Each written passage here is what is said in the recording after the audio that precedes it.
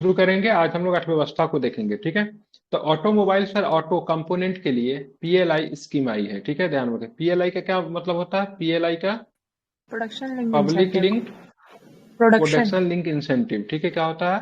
Production link incentive होता है, ठीक है। ध्यान रखिएगा, ठीक है। तो ऑटोमोबाइल और ऑटो कंपोनेंट के लिए आई है, ठीक है। तो ऑटोमोबाइल और ऑटो कंपोनेंट उद्योग, ठीक है, के लिए उत्पादन से जुड़ी प्रोत्साहन योजना को 1 वर्ष के लिए बढ़ा दिया गया है, ठीक है। प्रोत्साहन लगातार 5 वित्तीय वर्षों के लिए उपलब्ध है, जो कि 2023 से लेके 2023-24 से शुरू होकर 27-28 तक, ठीक है, ध्यान में रखेंगे, था। अब पहले वित्तीय वर्ष 2026-27 तक था, लेकिन अब 27-28 तक रखा जाएगा, ठीक है। तो ध्यान में रखना है, ठीक है। ऑटोमोबाइल और ऑटो कंपोनेंट के लिए पीएलआई स्कीम को क्या कर दिया गया है? तो बढ़ा दिया गया है। क्या कर दिया गया है? बढ़ा दिया गया है, ठीक है। पहले कब से कब तक था? 2023-24 से लेकर, ठीक है, पहले था 26-27 तक, अब था। अब ये कब तक अधीन रहेगा? 27-28 तक रहेगा। कब तक रहेगा? 27-28 तक रहेगा, ठीक है। बात करेंगे किसके अधीन है, तो ये भारी उद्योग मंत्रालय के अधीन है, ठीक है। उद्देश्य क्या रहेगा? तो उद्देश्य जो रहेगा, उन्नत ऑटोमोटिव उत्पादों के लिए भारत का विनिर्माण क्षमताओं को बढ़ाना, ठीक है। मतलब भारत का प्रोडक्शन क्षमता जो है उसको मतलब क्या करना है? बढ़ाना है, ठीक है। आप चलेंगे प्रोत्साहन। प्रोत्साहन का दावा करने के लिए 50% का घरेलू मूल्यवर्धन अनिवार्य है, ठीक है। तो प्रोत्साहन का दावा करने के लिए 50% का घरेलू मूल्यवर्धन क्या है? अनिवार्य होना चाहिए। माइक बंद कीजिए, आवाज जहां से आ रही है, ठीक है। उच्च वृद्धि हासिल करने के लिए 2% अत्यधिक मतलब प्रोत्साहन मतलब प्रदान किया जाएगा, ठीक है। उच्च वृद्धि हासिल करने के लिए 2% अतिरिक्त मतलब क्या होगा? प्रोत्साहन मतलब क्या किया जाएगा? प्रदान किया जाएगा, ठीक है। प्रोत्साहन का दावा केवल एक बार किया जा सकता है। कितना बार का दावा कर सकते हैं? केवल एक बार दावा कर सकते हैं, ठीक है। या तो घटक स्तर पे या फिर वाहन स्तर पे, ठीक है। ध्यान में रखेंगे। तो आपको बस ये ध्यान में रखना है कि भाई साहब, ऑटोमोबाइल और ऑटो कंपोनेंट के लिए पीएलआई स्कीम आई है। ये पीएलआई स्कीम की बात करें कब से कब तक थी, तो आपको ध्यान में रखना 2026-27 तक थी। कब से कब तक थी? तो 2026-27 तक बढ़ा करके सब्सिडाइज कर बढ़ा दिया। के मैं आ रहा हूँ उस पे। अब बढ़ा के उसको 27 से 28 तक मतलब कर दिया गया है, ठीक है। किस मंत्रालय के अधीन है? तो ध्यान रखिएगा, उद्योग भारी मंत्रालय के अधीन, ठीक है। ध्यान में रखना है, ठीक है। चलिए, आप देखिए इसमें दो घटक कौन है। तो सबसे चैंपियन मूल उपकरण निर्माता और घटक चैंपियन प्रोत्साहन योजना है, ठीक है। इसको इंग्लिश पढ़ेंगे तो समझ में आ जाएगा। इंग्लिश में चेक कर लीजिए क्या है। थोड़ा सा यहाँ पे लग रहा है इसको हिंदी ट्रांसलेट किया, कुछ कुछ लिख दिया है, ठीक है। मौजूदा ऑटोमोटिव कंपनियों के साथ साथ नए निवेशक भी इस योजना का लाभ उठा सकते हैं, ठीक है। तो मौजूदा ऑटोमोटिव कंपनियां हैं, उनके साथ साथ जो नए निवेशक भी है, जो नए इन्वेस्टर भी है, वो भी इस योजना को, ठीक है, लाभ उठा सकते हैं, ठीक है। चलिए, अब देखेंगे हम लोग, दिल्ली उच्च न्यायालय ने पेप्सिको ने पेटेंट विवाद जीता है, ठीक है। तो दिल्ली उच्च न्यायालय में पेप्सिको पेप्सिको ने कौन सा विवाद जीत लिया? पेटेंट से संबंधित विवाद था, वो विवाद जीत लिया। पेप्सिको आप लोग जानते हैं क्या बनाती है? आलू का चिप्स वगैरह, ठीक है, आप लोग जो खाते हैं, क्या बोलते हैं उसका, आलू के चिप्स को? लेज। लेज, ठीक है। और उसके बाद कोल्ड ड्रिंक्स वगैरह जो आप लोग पीते हैं, वो सब पेप्सिको का ही तो होता है, ठीक है। चले, दिल्ली उच्च न्यायालय ने पेप्सिको को उसके आलू चिप्स के लिए उगाई गई आलू के किस्म के पेटेंट का दावा करने की अनुमति दी है, ठीक है। पीपी पीवीबीएफआर पीपीबीएफआर अधिकरण के आदेश के खिलाफ पौधे की विविधता और किसानों के अधिकार संरक्षण, ठीक है, जिसको क्या बोलते हैं? पौधों की विविधता और किसानों का अधिकार संरक्षण अधिनियम 2001 के तहत पेप्सिको की अपील पर फैसला आया है, ठीक है। और पीपीबीएफआर प्राधिकरण ने पौधे की किस्म एएफएल 2027 के लिए पेप्सिको का पंजीकरण रद्द कर दिया था, ठीक है। इसी को लेकर ये पेटेंट के लिए हाई कोर्ट में गया था। हाई कोर्ट ने इनके फेवर में मतलब क्या किया है? फैसला दिया है, ठीक है। एफएल 2027 में उच्च शुष्क पदार्थ, ठोस सामग्री और स्थिर संग्रह जैसे चिप्स के निर्माण के लिए अत्यधिक उपयुक्त बनाती है, ठीक है। अब अतिरिक्त जानकारी कुछ है वो भी देख लेते हैं, ठीक है। एक पौधे की किस्म जो विशिष्टता, एकरूपता और स्थिरता के मानदंडों के अनुरूप है, ठीक है, पीपीबीएफआर अधिनियम के तहत पंजीकरण के लिए पात्र होते हैं, ठीक है। ध्यान में इसको रखिएगा। आप चलेंगे, पीपीबीएफआर अधिनियम 3 अधिकारों को मान्यता देता है, अर्थात किसानों के अधिकार, शोधकर्ताओं के अधिकार और प्रजनकों के अधिकार होते हैं, ठीक है। भारतीय पेटेंट अधिनियम कब का है? तो 1970 का है। कब का है? ठीक है। तो भारतीय पेटेंट अधिनियम की बात करेंगे तो 1970 ने कृषि और बागवानी को पेटेंट योग्यता से बाहर रखा है। ठीक है, जबकि मतलब ये जो था, क्या नाम था, ये पेप्सिको, ये आलू को पेटेंट करवाने के लिए चली गई थी, ये विशेष प्रकार का आलू है। ठीक है, लेकिन भारतीय पेटेंट अधिनियम की बात करेंगे 1970 में जो आई थी, उसने कृषि और बागवानी पेटेंट योग्यता को बाहर रखा।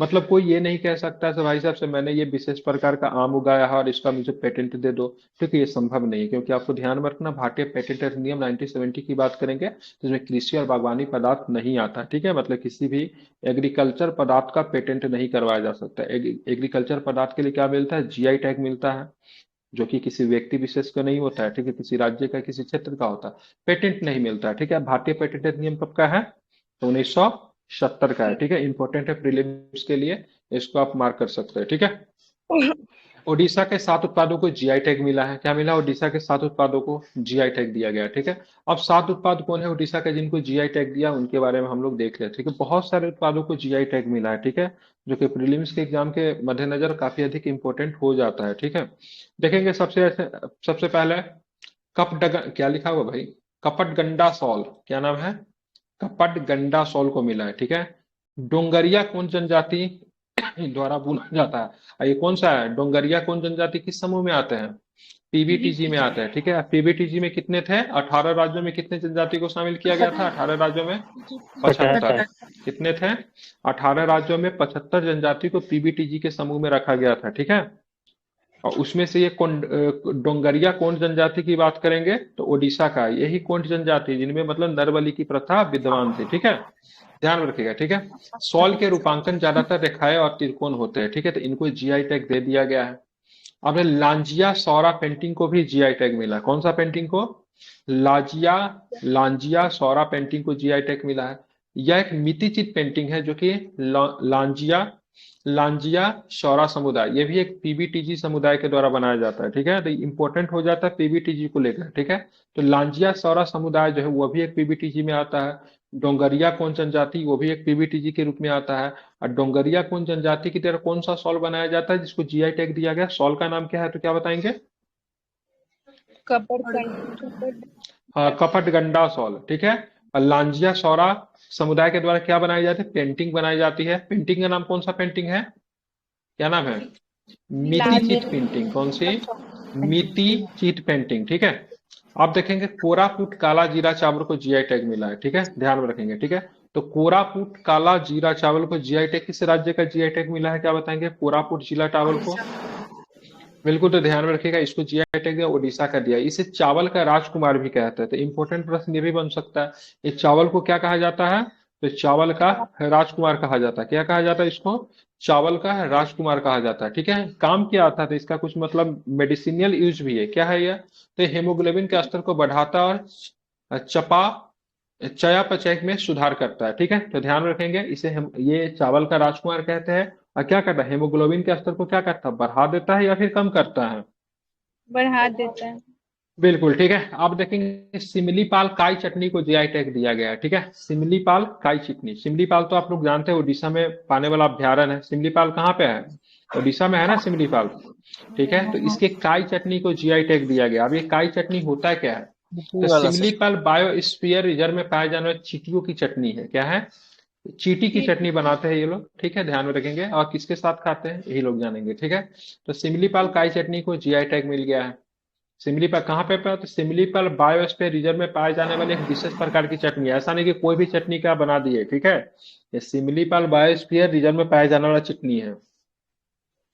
कांति मुडी बैंगन को जीआई टैग मिला है। नयागढ़ कांति मुडी बैंगन को जीआई टैग मिला है। तनों और भूरे पौधे पर, ठीक है, कांटेदार कांटों के लिए जाना जाता है। ठीक है, ठीक है, बैंगन का एक टाइप से इसको मतलब क्या मिला है, जीआई टैग मिल गया है। ठीक है, ओडिशा खजूरी गुड़ा, गुड़ा का मतलब गुड़। ठीक है, तो ओडिशा के खजूरी गुड़ को जीआई टैग मिला है। ठीक है, इसे खजूर के पेड़ से निकाला जाता है, जिसे पाटली गुड़ नामक, ठीक है, शम, क्या लिखा हुआ है, समलंबाकार रूप से तैयार किया जाता है। ठीक है, तो ओडिशा के खजूरी गुड़ को भी जीआई टैग मिला है। ठीक है, बात करेंगे ढेंकनाल मगजी मिठाई को जीआई टैग मिला है। भैंस के दूध से पनीर से बनाई जाती है। ठीक है, ध्यान में रखेंगे। ठीक है, तो भैंस के दूध के पनीर से बनाई जाने वाली मिठाई जो है उसको मतलब क्या मिला है, जीआई टैग मिला। क्या नाम है, ढेंकनाल मगजी मिठाई, ठीक है। अभी एक चुरपी पनीर किस या चीज के दूध से बनता है? चुरपी पनीर, ठीक है।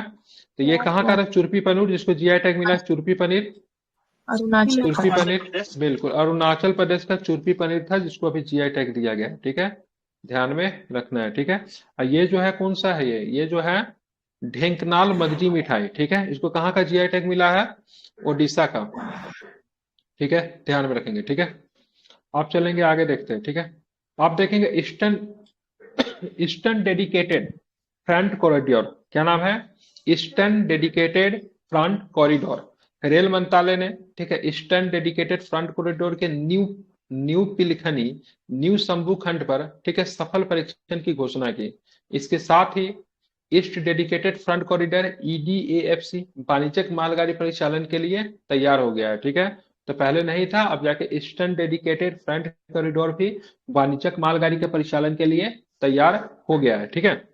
आप देखेंगे ईडीएफसी के बारे में जान लेते हैं। ईडीएफसी महत्वाकांक्षी डेडिकेटेड फ्रंट कॉरिडोर परियोजना का हिस्सा है, ठीक है। डेडिकेटेड फ्रंट कॉरिडोर परियोजना dedicated front corridor corporation of India limited के द्वारा कार्यान्वित किया जा रहा है, ठीक है।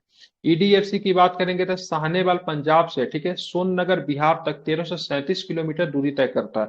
ये इंपॉर्टेंट हो जाता है हमारे लिए, ठीक है। ईडीएफसी की बात करेंगे तो साहनेवाला, ठीक है, ईडीएफसी का फुल फॉर्म क्या? ठीक है, ईस्टर्न डेडिकेटेड फ्रंट कॉरिडोर, क्या होगा? ईस्टर्न डेडिकेटेड फ्रंट कॉरिडोर कहां से शुरू होगी? पंजाब के साहनेवाल से। कहां से शुरू होगी?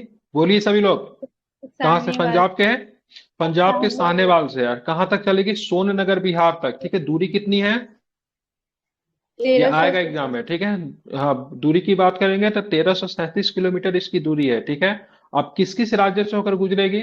तो पंजाब हरियाणा, भाई साहब पंजाब से तो शुरू ही हो रहा है, तो पंजाब हरियाणा से होकर गुजरना ही है। बिहार तो आएगा ही, तो बिहार आने के अलावा उत्तर प्रदेश, झारखंड और पश्चिम बंगाल से भी होकर गुजरेगा।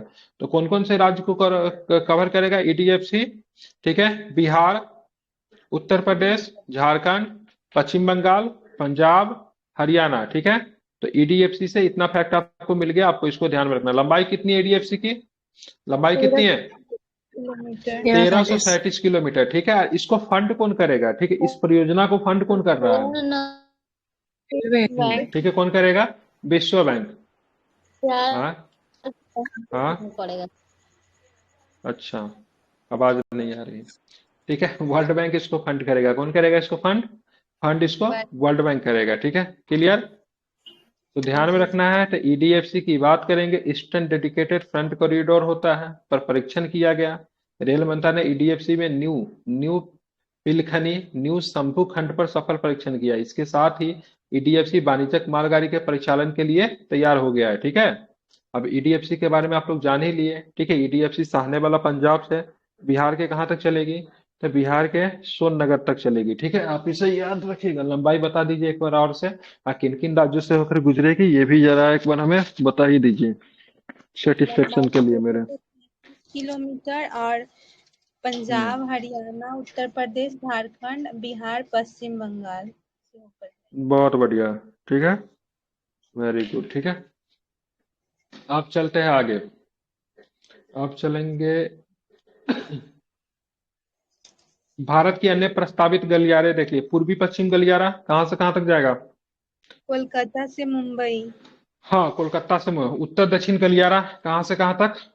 चेन्नई, बिल्कुल, चेन्नई से दिल्ली, ठीक है। पूर्वी तट गलियारा कहां से कहां तक है?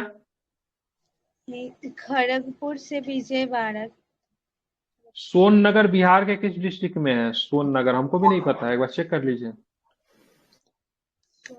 नहीं पता, इसमें डेहरी दिया और हुआ भी नहीं है, ठीक। रोहतास में है। अच्छा, डेहरी और सोनवाला तो रोहतास में हो जाएगा फिर। पूर्वी तट गलियारा कहां से कहां तक है? खड़गपुर से विजयवाड़ा तक, खड़गपुर पड़ता पश्चिम बंगाल में, ठीक है। दक्षिणी गलियारा कहां तक कहां जाएगा?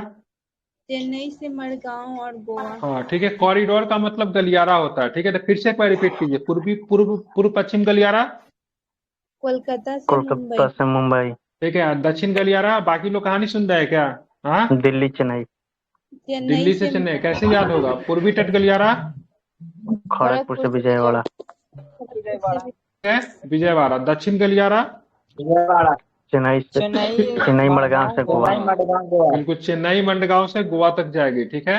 और यहाँ पे कौन सा था ये, तो ध्यान में रखिएगा, ईडीएफसी, ठीक है, ईस्टर्न डेडिकेटेड फ्रंट कॉरिडोर, ठीक है। कहाँ से कहाँ, पंजाब से लेके बिहार तक, ठीक है, बिहार तक ध्यान में रखिएगा। 1337 किलोमीटर।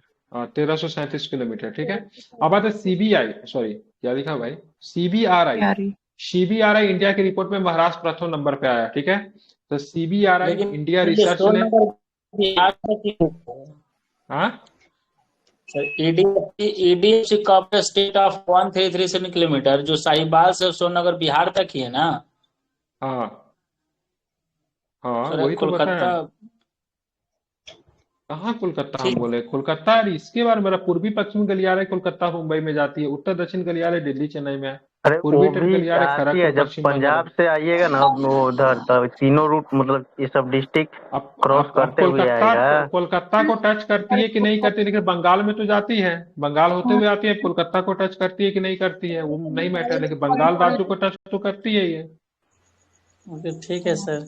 बंगाल है, झारखंड है, बिहार है, उत्तर प्रदेश है, हरियाणा है, ठीक है। आप इसमें किस शहर को टच करती है बंगाल में, वो छोड़ दीजिए, उतना डिटेल्स में नहीं बोलेगा, ऐसे ईडीएफसी निकलती है बंगाल के किस किस शहर को, हाँ ठीक है छोड़ सर। दीजिए, वो हमारे लिए इम्पोर्टेंट नहीं है। हमारे लिए बस इम्पोर्टेंट इतना है, सीडीएफसी गलियारा निकलती है तो पंजाब से बिहार आएगी, किस किस स्टेट होते हुए आएगी, ठीक है, ये हमारे लिए जरूरी है।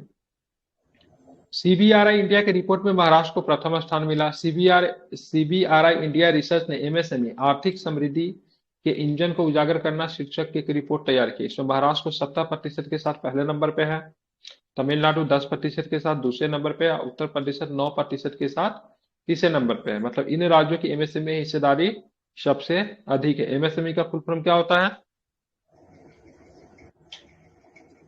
क्या होता है एमएसएमई का full form, supportive price. MSP होता है वो। अरे यस वाला है। Medium small micro small medium enterprises. MSME का फुल पता, ministry of micro small medium enterprises, ठीक है, ध्यान में रखेंगे, ठीक है, समझ गए ना, यस। इंपॉर्टेंट है ये, ठीक है। चलिए, तो आप देखें इस रिपोर्ट के अनावरण यूपी के वाराणसी में आयोजित CREDAI national new India summit 2024 में किया गया, ठीक है। तो एमएसएमई में सबसे आगे डेवलपिंग करने में कौन सा राज्य सबसे आगे है, महाराष्ट्र। महाराष्ट्र 70% के साथ, तमिलनाडु दूसरे नंबर पे 10% के साथ, और उत्तर प्रदेश का स्थान कितना है, 9%। बिल्कुल 9% के साथ तीसरे नंबर पे, ठीक है। आप देखेंगे आरबीआई की वित्तीय स्थिति रिपोर्ट आई, अभी इतना लेट क्लास में कौन कौन आया है, जल्दी से बोल दे से हम आया, नहीं तो हम नाम लेंगे तो फिर डांटेंगे। कौन कौन है अभी लेट से क्लास में, भी 3-4 आदमी अभी जस्ट एंट्री लिया है।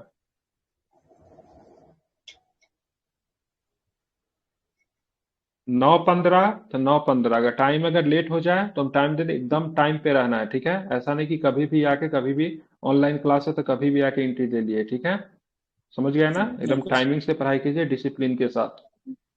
चलिए, आरबीआई की वित्तीय स्थिति रिपोर्ट आई है, ध्यान में रखेंगे, आरबीआई की वित्तीय स्थिति रिपोर्ट को जारी कर दी गई है, ठीक है। ये भारतीय वित्तीय प्रणाली के लचीलेपन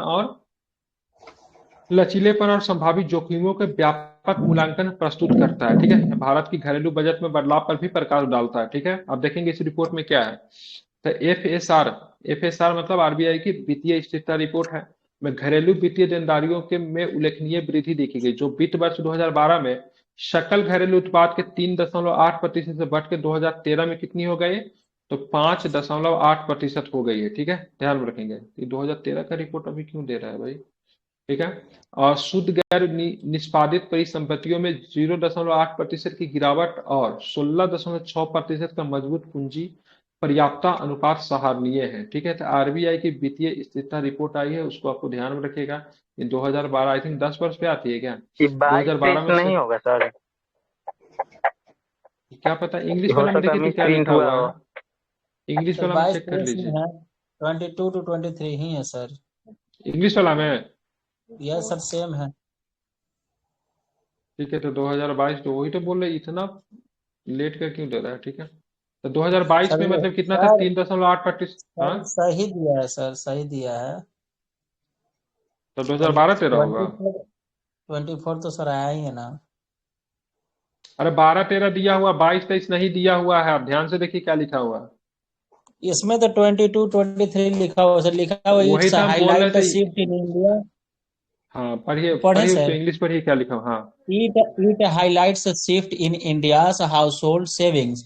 The hmm FSR notes a significant increase in household hmm financial liabilities, hmm rising from 3.8% of GDP in fiscal year 22 to hmm hmm 5.8% in fiscal year 23। तो वही तो यहाँ पे मतलब सिर्फ 10 साल का अंतर दिया, वो सही है, वही तो बोला इंग्लिश में सही, यहाँ पे गलती दी हुआ है, यहाँ पे 12-13 दिए हुआ है। ठीक है। तो 12 में यस ध्यान रखें 3.8 से बढ़कर, 12 भी भूल बोल रहा हूँ, 2022 में 3.8 से बढ़कर 2023 में कितना हो गया, 5.8% हो गई। ठीक है, ध्यान रखेंगे। ठीक है, चलिए। यस खोपरा खोपरा कोपरा कोपरा क्या होता है? सूखा नारियल के लिए एमएसपी की मंजूरी मिल गई है। आर्थिक मामलों की कैबिनेट समिति ने, ध्यान में रखेगा, एमएसपी की मंजूरी कौन देता है? कृषि मंत्रालय। हाँ, कि आर्थिक मामलों की कैबिनेट समिति कौन देता है? कैबिनेट आर्थिक कमेटी मामलों मित्र तो मांगे नहीं करती देता है, है। आर्थिक मामलों की कैबिनेट समिति जो होता है CSP एमएसपी की मंजूरी देता है। ठीक है, ध्यान रखिएगा।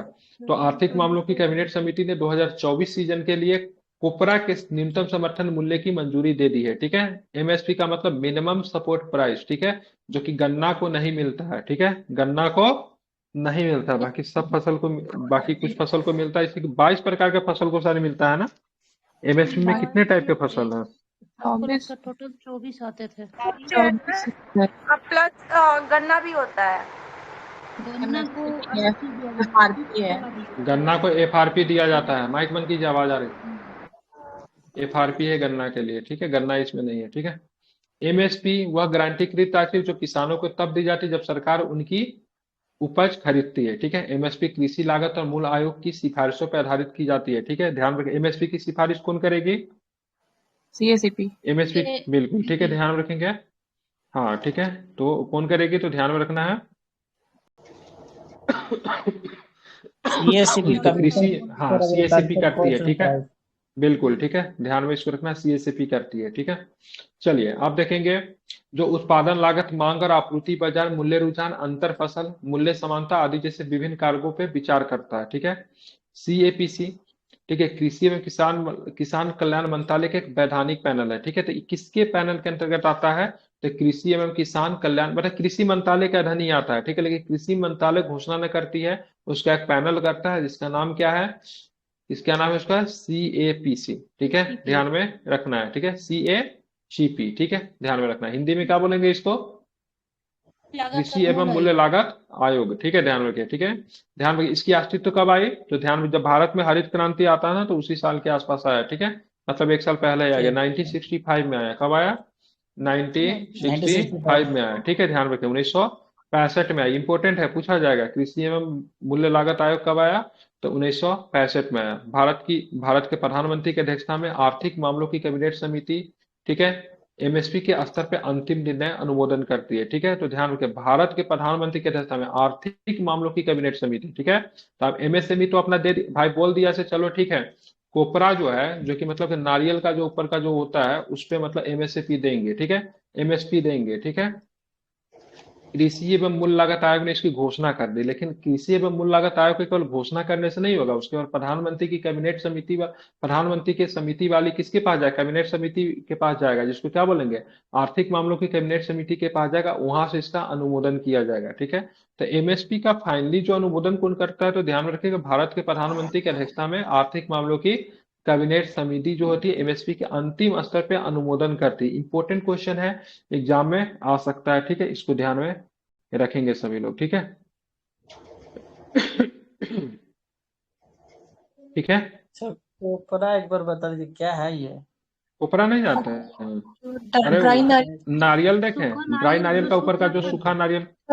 नहीं नहीं, कवर नहीं, सूखा नारियल ही। सूखा नहीं नहीं नारियल को सर, कोपरा बोल। छठ पूजा में जो हम्म। नारियल चढ़ता है ना सर पूरा, तो उसका ऊपरी वाला पार्ट होता है ना, उसी को सुखा करके ये किया जाता है।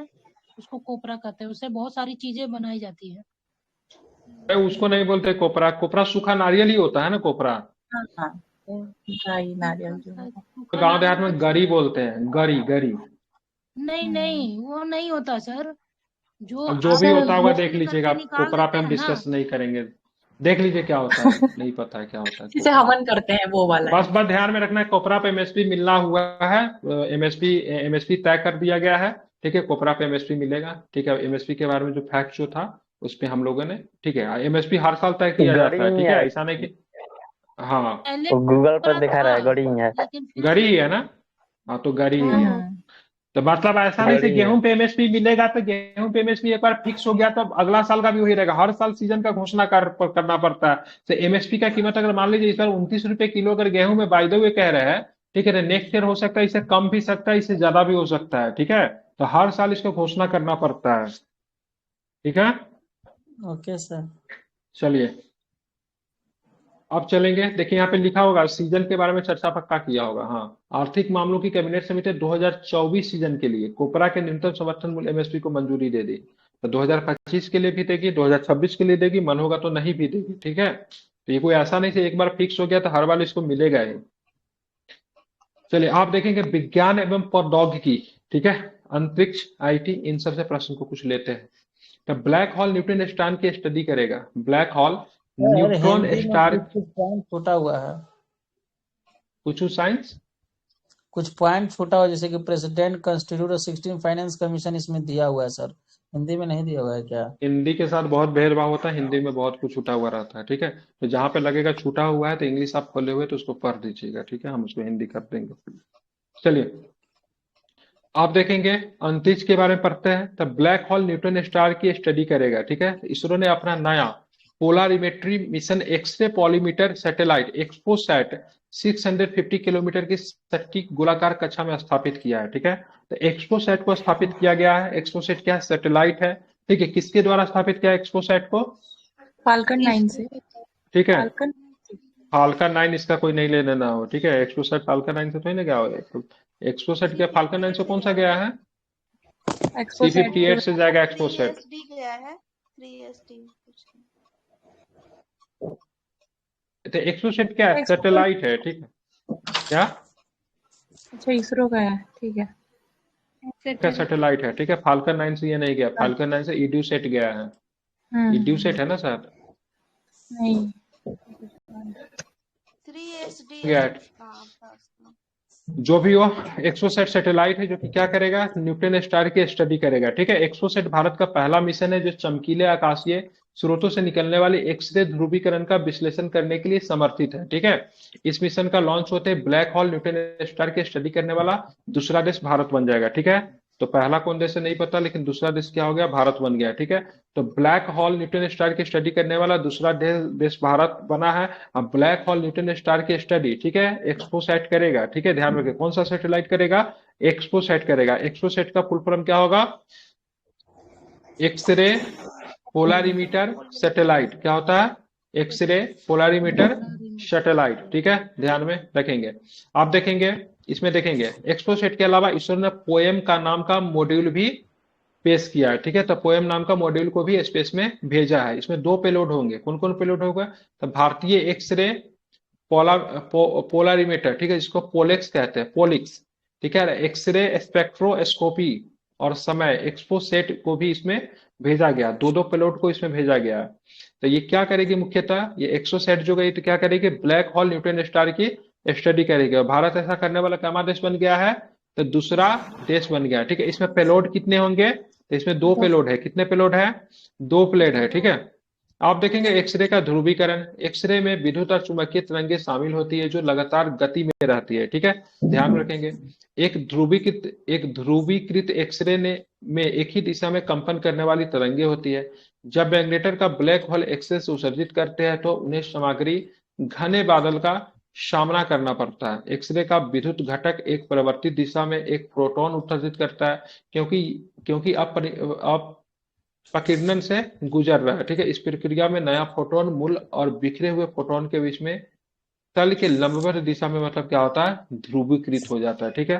तो हमको बस इतनी कहानी याद नहीं रखना, बस हमको ध्यान में रखना भाई साहब, ब्लैक और न्यूट्रॉन स्टार की स्टडी करने वाला दुनिया का दूसरा देश भारत बन गया है। अब भारत इसको स्टडी करने के लिए क्या लॉन्च किया है, तो एक्सपोसैट लॉन्च किया है। क्या लॉन्च किया है, एक्सोसैट लॉन्च किया है। एक्सोसैट भारत का पहला मिशन है जो आकाशीय स्रोतों से निकलने वाली एक्सरे ध्रुवीकरण का विश्लेषण करने के लिए समर्थित है, ठीक है, ध्यान रखेंगे, ठीक है। इसके अलावा एक्सोसैट के अलावा इसरो ने पोएम नामक मॉड्यूल भी स्पेस में भेज दिया है, ठीक है। अब इसमें देखेंगे इसमें पेलोडों की संख्या कितनी है, तो इसमें 2 पेलोड की संख्या है, बस आपको ध्यान में इतना ही रखना है, ठीक है। आप देखेंगे square kilometre array, square kilometre array, ये क्या है, परियोजना है जिसको एस के ए कहा जाता है, स्क्वायर किलोमीटर एरे क्या है, तो भारत स्क्वायर किलोमीटर एरे में पूर्ण सदस्य का दर्जा मिलने वाला है, ठीक है। तो भारत को स्क्वायर किलोमीटर एरे में मतलब क्या मिलने वाला है, तो पूर्ण सदस्य का दर्जा मिलने वाला। अभी किस प्रकार की संस्था है उसको जरा देखेंगे। यह एक अंतर्राष्ट्रीय वैज्ञानिक सहयोग है जो दुनिया के सबसे बड़ा रेडियो टेलीस्कोप बनाने के लिए काम कर रहा है, तो बड़ा इंपॉर्टेंट हो जाएगा हमारे लिए, ठीक है। बताएंगे स्क्वायर किलोमीटर एरे किस प्रकार की संस्था है, तो क्या बताएंगे, इंटरनेशनल क्या साइंटिफिक बताएंगे, कोलैबोरेशन। बिल्कुल ठीक है, इंटरनेशनल इंटरनेशनल साइंटिफिक कोलैबोरेशन है, मतलब कि अंतर्राष्ट्रीय वैज्ञानिक सहयोग की एक दुनिया की सबसे बड़ी संस्था है जो क्या बना रही है, जो रेडियो टेलीस्कोप बनाने के लिए काम कर रही है। क्या बनाने के लिए काम कर रही है, रेडियो रेडियो टेलीस्कोप। टेलीस्कोप बनाने के लिए काम कर रही है, ठीक है। यह कोई एक बड़ी दूरबीन नहीं होगी, ठीक है, यह कोई एक बड़ी दूरबीन नहीं होगी, बल्कि एक इकाई के रूप में काम करने वाले हजारों डिश एंटेना का क्या होगा, संग्रह होगा, ठीक है। परियोजना में भारतीय भागीदार का नेतृत्व पुणे स्थित national centre for radio astrophysics द्वारा किया जा रहा है, ठीक है। अब ये क्या है, एक मंच है, ठीक है, जो मंच है जो सामूहिक रूप से वैज्ञानिक एक साथ आए हैं और यहाँ पे रिसर्च वगैरह करके क्या बनाएंगे ये लोग, ठीक है, देखिए रेडियो टेलीस्कोप बनाएंगे, ठीक है। इसमें भारत के वैज्ञानिकों ने भी अपनी सहमति दर्शाई से भाई साहब हमको भी शामिल करो, तो भारत को भी शामिल कर दिया गया, ठीक है। भारत जब शामिल हो गया तो भारत की तरफ से कौन संस्था इसमें पार्टिसिपेट करेगा, तो क्या बताएंगे, पुणे पुणे कौन संस्था, ठीक है, नेशनल पुणे के सेंटर स्थित फॉर कौन सी रेडियो संस्था है, एनसीआरए। बिल्कुल हाँ, एनसीआर ठीक है, national centre for NCRA, radio astrophysics. हाँ, national centre for radio astrophysics जो है इसमें एस्ट्रोफिजिक्स। पार्टिसिपेट करेगी, ठीक है। हमारे पास तो ऑलरेडी पहले से लीगो तो है ही, ठीक है, जानते ही है, ठीक है। कहाँ पे लीगो को स्थापित किया गया है, हिंगोली महाराष्ट्र में। कौन सा, हिंगोली महाराष्ट्र में है लिगो। हिंगोली महाराष्ट्र में स्थापित किया गया, ठीक है। ध्यान रखें, वैज्ञानिक अनुसंधान परियोजना के अन्य सबसे उन्नत क्षेत्रों में भारत की भागीदारी की बात करेंगे तो लीगो का फुल फॉर्म क्या होता है, ये पक्का बीपीएससी एग्जाम में पूछेगा, रट लीजिए, क्या होता है, एगो फुल फॉर्म लेजर पूछता है, इंटरफेरोमीटर क्या होता है, ग्रेविटेशनल लेबोरेटरी। ग्रेविटेशनल बिल्कुल, लेजर इंटरफेरोमीटर ग्रेविटेशनल वेव, ठीक है, क्या होता है, ऑब्जर्वेटरी। ऑर्बिटरी होता है, ठीक है। Laser interferometer gravitational wave gravitational wave ऑर्बिटरी होता है, ठीक है। ऑब्जर्वेटरी। इसको ध्यान रखें, लीगो को कहाँ पर स्थापित किया गया है, तो महाराष्ट्र के हिंगौली में स्थापित किया गया है, पॉइंट टू बी नोटेड, ठीक है। तो अंतरराष्ट्रीय थर्मोन्यूक्लियर प्रायोगिक रिएक्टर परियोजना भारत का ऑलरेडी चल रहा है, ठीक है। लार्ज लार्ज हाइड्रोन, ठीक है, कोलाइडर, ठीक है, ये सब भारत का ऑलरेडी चल रहा है, ठीक है। अब भारत इसमें शामिल हो गया, भारत भी अब जाकर अंतरराष्ट्रीय वैज्ञानिक सहयोग में अपना सहयोग देगी, जो कि एक बड़ा रेडियो टेलीस्कोप बनाने के लिए काम कर रहा है, ठीक है। भारत की तरफ से कौन सी संस्था के लोग जाएंगे, तो एनसीआरए के वैज्ञानिक जाएंगे, ठीक है, क्लियर। यस। आप चलेंगे प्रोबा 3 मिशन, ठीक है, ध्यान रखें, प्रोबा 3 मिशन। तो सबसे पहले प्रोबा 3 मिशन किस स्पेस एजेंसी के मिशन है, हमारे लिए ये इंपॉर्टेंट होगा, ठीक है। तो प्रोबा 3 मिशन किस स्पेस एजेंसी का है, तो यूरोपियन अंतरिक्ष एजेंसी का है, ठीक है, बिल्कुल ठीक है। ईएसए का है, क्या है, यूरोपियन स्पेस एजेंसी, ईएसए का है, ठीक है, ध्यान में रखेंगे, ठीक है। कौन सा मिशन का नाम है, प्रोबा 3 मिशन। आप देखेंगे, देखिए जब भी हम स्पेस मिशन को पढ़ते हैं तो मेरे दिमाग में 2 चीज आना चाहिए। सबसे पहले मेरे दिमाग में आना चाहिए किसका मिशन है और मिशन का उद्देश्य क्या है, ठीक है। तो यहाँ पे तो एक चीज तो क्लियर हो गया भाई साहब, प्रोबा 3 मिशन जो है यूरोपीय स्पेस एजेंसी का है। अब देखेंगे इस मिशन का पर्पस क्या है, ठीक है। तो ध्यान में रखिएगा, इसरो 2024 में यूरोपीय अंतरिक्ष एजेंसी का अग्रणी प्रोबा 3 मिशन लॉन्च करेगा, ठीक है। अच्छी बात क्या है, यूरोपियन स्पेस एजेंसी का मिशन है, लेकिन इसको लॉन्च कौन कर रहा है, हमारी और आपकी इसरो कर रही है, ठीक है, ध्यान में रखेंगे, ठीक है। उद्देश्य क्या होगा, तो 144 मीटर लंबा और कोरोनाग्राफ बनाना, जो वैज्ञानिकों को सूर्य के कोरोना का अध्ययन करने के लिए अनुमति देगा। यह दुनिया का पहला सटीक निर्माण उड़ान मिशन है, मतलब ये सूर्य का जो कोरोना का अध्ययन करने के लिए जा रही है, कहाँ जा रही है, सूर्य के कोरोना के अध्ययन करने के लिए जाएगी, ठीक है, ध्यान रखेंगे, ठीक है। तो इसको यूरोपीय अंतरिक्ष एजेंसी का मिशन जो प्रोबा 3 मिशन को लॉन्च कौन करेगा, ठीक है। तो लॉन्च आपका कौन करेगा, इसरो इसको लॉन्च करेगी, ठीक है।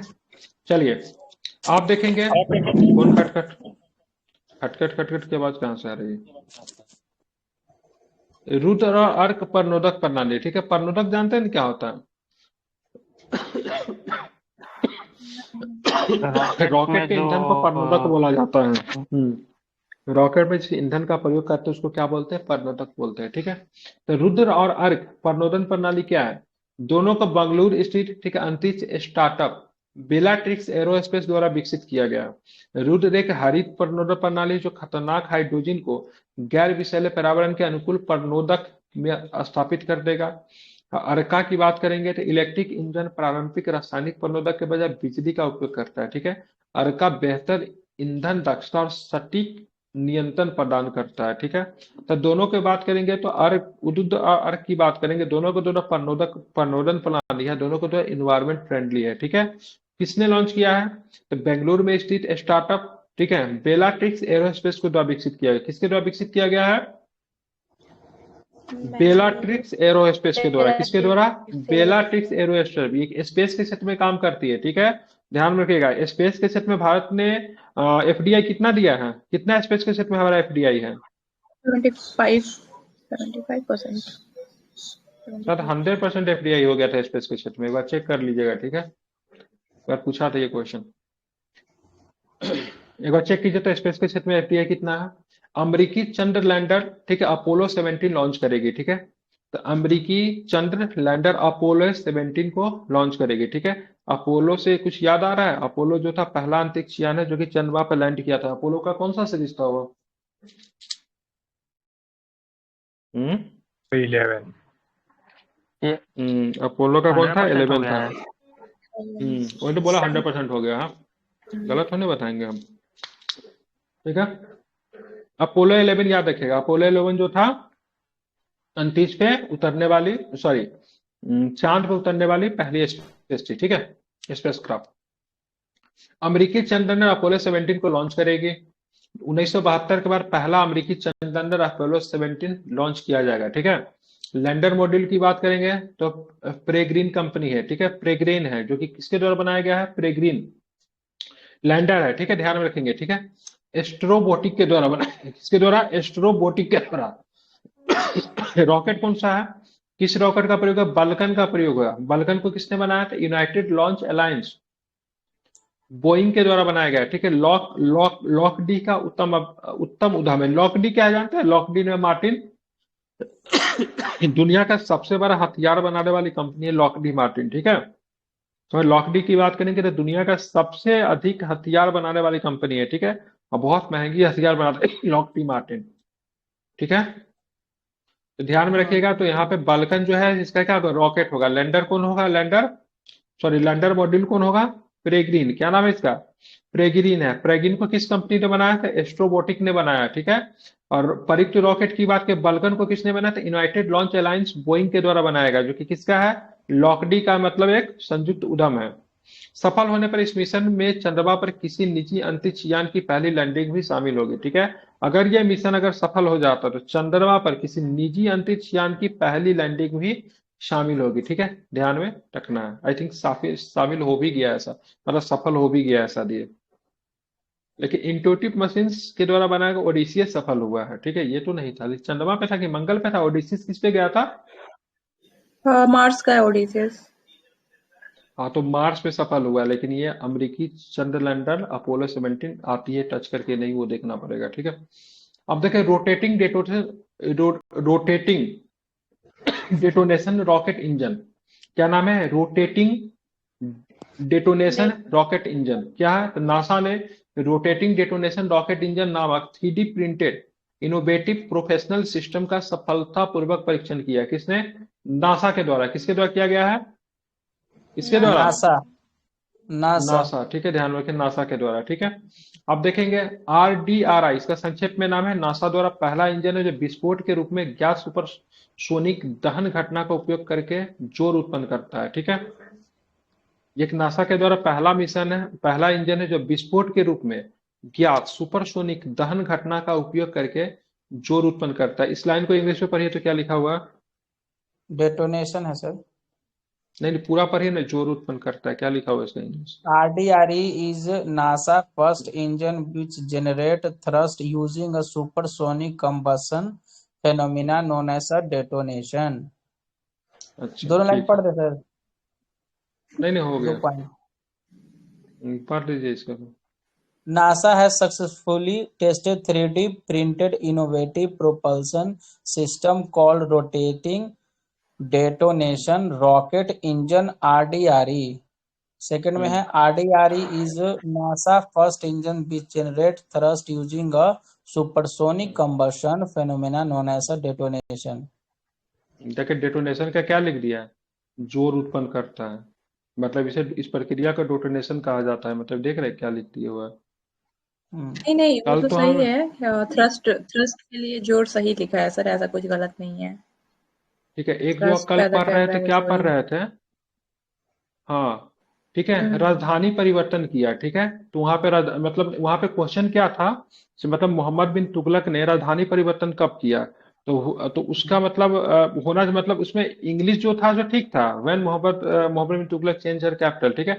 आप लिए पूंजी परिवर्तन कब किया, हम पूरे मोहम्मद बिन तुगलक ने पूंजी परिवर्तन कब किया, ये क्या होगा मतलब, ठीक है, बहुत देर हम सोचे से पूंजी परिवर्तन कब किया, फिर हम उसका इंग्लिश पर देखे, कैपिटल का पूंजी लिखे हुआ है ये, ठीक है, हम उसका स्क्रीनशॉट भी लिए हुए हैं, मतलब बहुत देर तक हंसे जब पूंजी परिवर्तन, हम कैसे होगा कुछ, मतलब सिक्का उक्का से कुछ होगा पूंजी होता है इससे। परिवर्तन, फिर नहीं हमने सर, कैपिटल AI चेंज से किया, हो गया पूंजी था। परिवर्तन।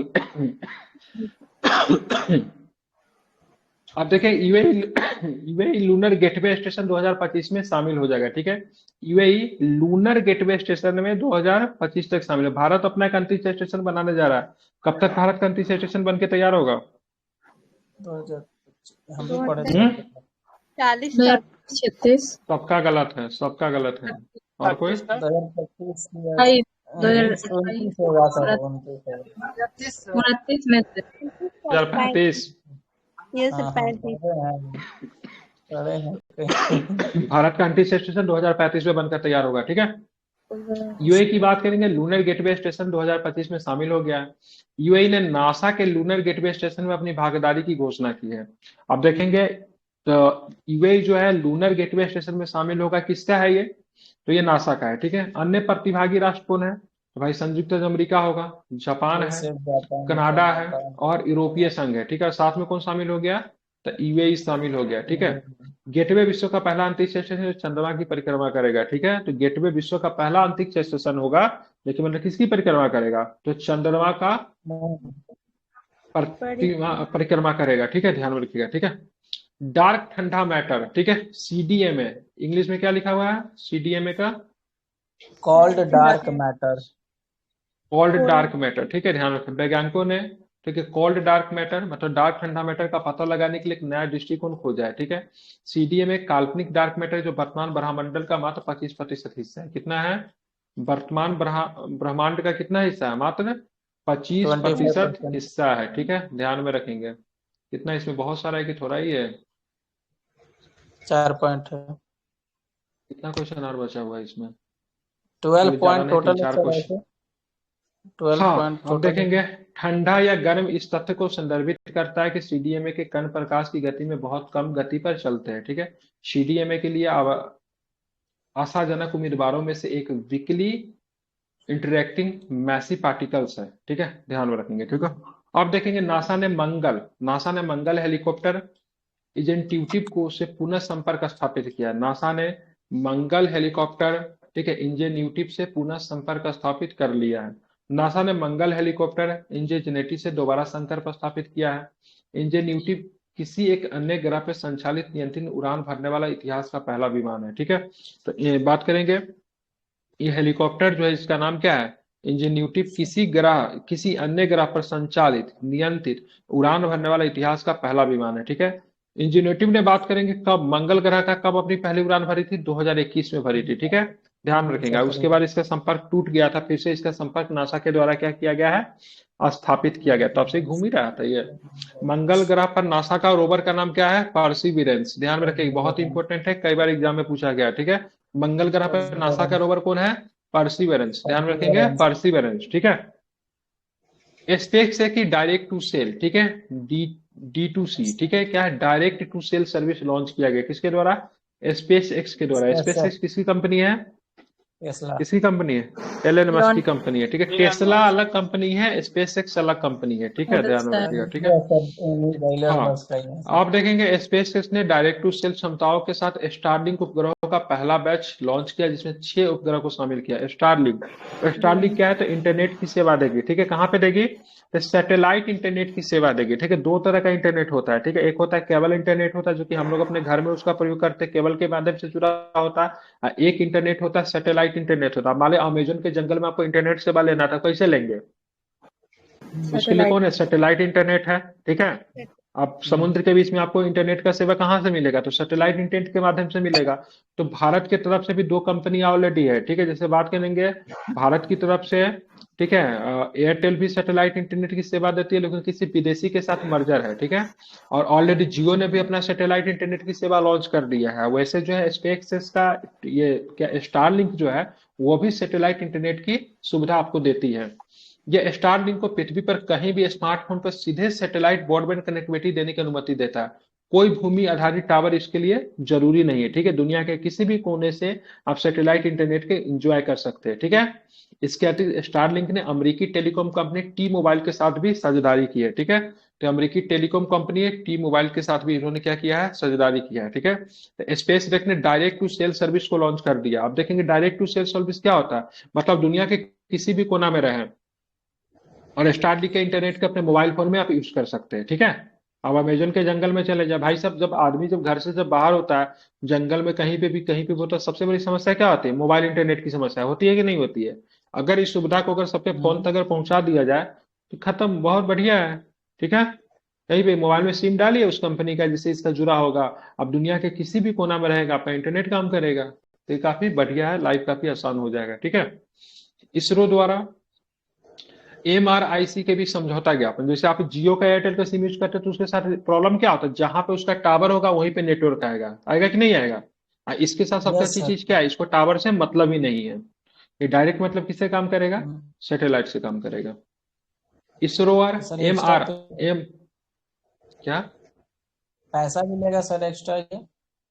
हाँ, तो बिल्कुल पैसा लेगा। जैसे इसका जो 7 से 8 हजार रुपया मंथली है, इसका इसका जो स्पेस है, इसका जो सैटेलाइट इंटरनेट वाला है, तो 7 से 8 हजार रुपया महीना है, ठीक है।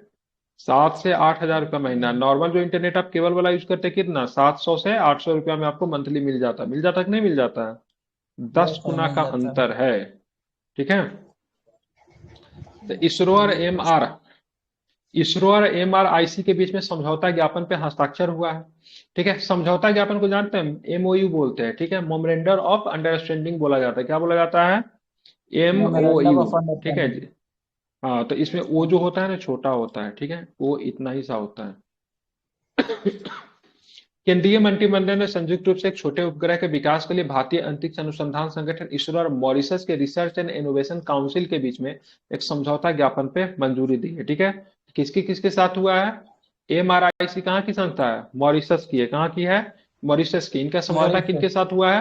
तो इसरो के साथ इनकी इसरो। समझौता हुआ है, ठीक है। ध्यान में रखेंगे, ठीक है। दोनों को मंजूरी किसने दे दी? तो केंद्र सरकार ने मंजूरी दे दी इन समझौता को, ठीक है। इसरो और एमआरआईसी के बीच में पोर्ट लुइस में मॉरिशस में समझौते पे हस्ताक्षर किया गया। पोर्ट लुइस तो जानते ही क्या है? तो मॉरिशस की राजधानी है, ठीक है, ध्यान में रखेंगे। अब चलेंगे, इसरो ने GSAT-20 उपग्रह को लॉन्च कर दिया, ठीक है। इसरो ने अपने संचार उपग्रह GSAT-20 उपग्रह को इसी को बोल रहे थे, तो GSAT-20 को, ठीक है। GSAT-20 को लॉन्च किया गया किसके? फाल्कन 9 से। रीजन क्या है? हमारे पास जो भी हमारे रॉकेट को किस सैटेलाइट को किससे लॉन्च करेंगे? रॉकेट से लॉन्च करेंगे। लेकिन हमारे पास जो भी रॉकेट है ना, उस 4000 किलो से कम के ही सैटेलाइट को लॉन्च कर सकता है, ठीक है। और GSAT-20 की इसकी क्या कितनी है, क्या बोलते हैं उसको, वेट कितनी है? मोर देन 4000 किलोमीटर है, ठीक है। इसलिए हम इसको लॉन्च कर ही नहीं सकते, ठीक है। लॉन्च करने की टेक्निक है हमारे पास, लेकिन दिक्कत क्या है हमारे पास? क्या था? लॉन्चर नहीं रॉकेट था, नहीं ठीक है। है, रॉकेट नहीं था। इसलिए हमको इसको किससे लॉन्च करना पड़ा? फाल्कन 9 से रॉकेट लॉन्च करना पड़ा, जो कि काफी अधिक पावरफुल है आपकी फाल्कन 9, ठीक है। ये एक संचार उपग्रह है जिसे CMS-03 या फिर GSAT-N2 के नाम से भी जाना जाता है। GSAT-20 का अन्य नाम क्या है? CMC CMC जीरो क्या? CMS CMC 03, CMS ठीक है, और साथ में और GSAT N2 N2, क्या नाम है? GSUT N2, याद रखेगा, इंपॉर्टेंट है। भारतीय अंतरिक्ष अनुसंधान संगठन सैटेलाइट सेंटर और लिक्विड प्रोपेशनल सिस्टम सेंटर द्वारा संयुक्त रूप से विकसित किया गया है। यह न्यू स्पेस इंडिया लिमिटेड द्वारा वित्त पोषित, स्वामित्व और संचालित है। ठीक है, फाल्कन 9 एलोन मस्क की एरोस्पेस कंपनी एरोस्पेस द्वारा विकसित पुनः पुनः प्रजो 2 चरण वाला रॉकेट है, मतलब रीयूजेबल। पुनः प्रजो वाला क्या होता है?